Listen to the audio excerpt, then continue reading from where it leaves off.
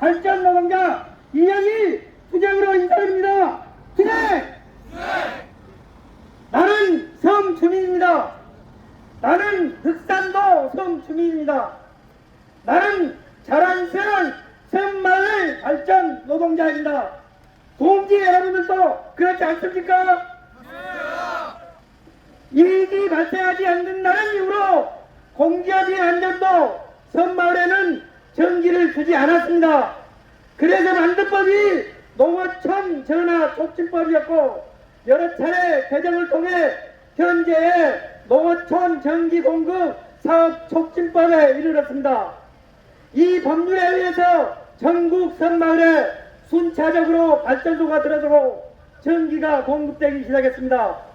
정부는 특별법에 의해 섬마을 발전소를 건설하면서도 모든 비용을 책임지지 않았습니다. 섬마을 주민들에게도 일부 비용을 청구했고 우리는 융자금이라는 그 빚을 30년에 걸쳐 다 갚아야 했습니다. 오로지 24시간 전기를 밝힐 수 있다는 희망 하나만으로 섬마을 주민들은 모든 불합리한 것들을 짊어져야만 했습니다. 내가 살고 있는 흑산도도 1988년도부터 발전소가 상업 운전을 시작하였고 현재는 발전과 배전을 직접 운영하기 시작했습니다. 이렇게 한전이 직접 운영하고 지방자치단체가 운영하던 평화로운 섬마을 발전소를 정부와 한전은 1996년 한전 퇴직자들의 단체인 전우회가 100% 지분을 가진 전우실업이라는 청소용역회사의 불법 파견으로 섬마을 발전소를 넘겨주게 됩니다. 나는 섬노예였습니다. 우리는 섬노예였습니다. 지난 28년 동안 섬노예로 살아왔습니다. 그러나 우리는 지난 8월 15일 초 해고되면서 섬노예에서 해방되었고 이젠 당당하게 한전 복직을 위해 걸사항전 수행하고 있습니다. 우리는 휴일까지 이번에도 발전소에 나와서 일해야 했고 그에 대한 보상 또한 없었습니다. 머슴이고 노예였습니다. 휴일에 출근하지 않았다고 온갖 욕설과 모욕을 받아야만 했습니다. 그렇게 한전 퇴직자들은 전우실업에 임원 자리를 꿰차고 전국 65개 섬마을 발전소를 야금야금 복식해 나갔습니다. 그들에게 섬마을 발전소는 그들의 또 다른 퇴직금이었습니다. 그들은 비번임에도 불구하고 섬마을 발전 노동자들의 육지행을 관여하고 통제해 왔습니다. 노동자들은 가정에 경사가 있어도 육지를 나가려면 눈치를 보고 통제받아 왔습니다.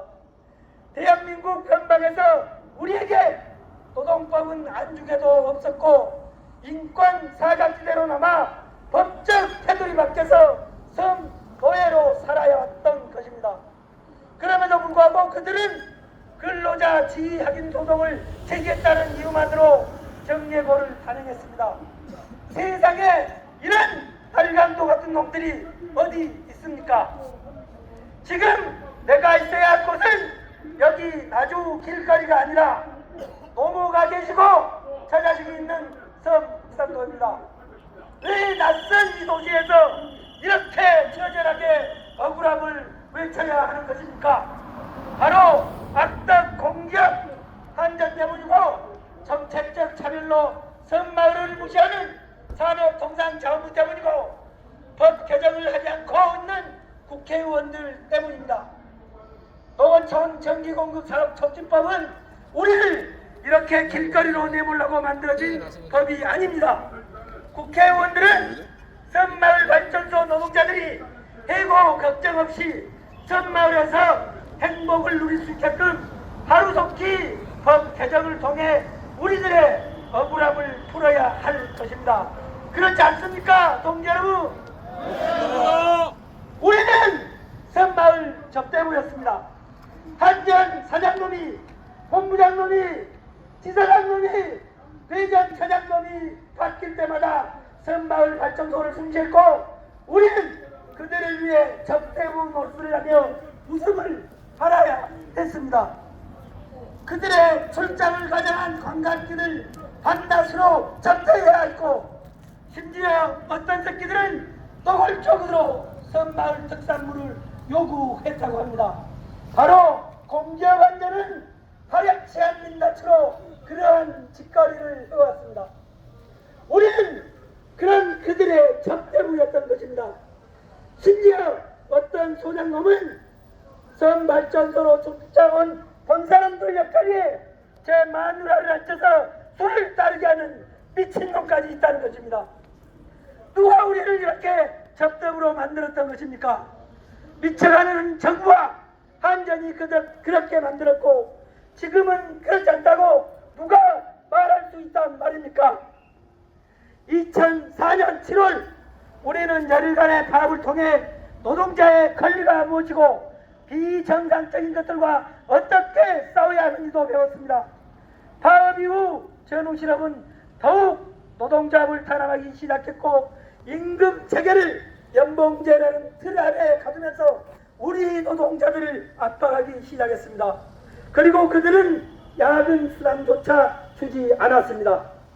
연봉에 모두 포함됐다는 말만 되풀이할 뿐이었습니다. 전덕일, 최기봉, 황원탁, 최대봉, 이병우, 김종주, 조창길, 임대일, 김종태, 송영일, 이명산, 이정만, 김신웅, 박동석, 김성근, 이영일, 김경훈, 장원, 음현석 이상 19명의 동지들은 퇴직금을 돌려달라는 소송을 제기하여 2010년 11월 항소심에서 승리하였고, 전우실험은 두 손을 들고 합의에 이르렀던 것입니다. 19명의 동지가 포기하지 않고 끝까지 싸워서 이길 수 있었던 것입니다. 당연히 받아야 하는 야근 수당이었지만 우리 섬마을 발전소에서는 소송을 통해서 급여를 받아야 하는 게 현실이었습니다. 2010년 11월에는 연평도 포격 사건이 있었습니다.